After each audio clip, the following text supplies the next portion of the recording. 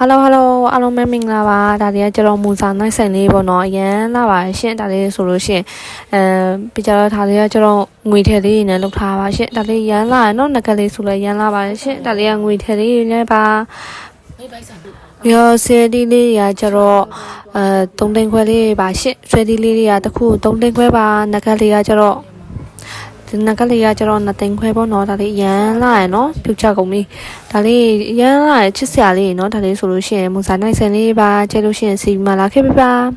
Hello 小薇来了给你们看一下这个它这个钻石哦它这个是木杂奈钻石很好看哦然后呢它这个2个吊坠价格的话一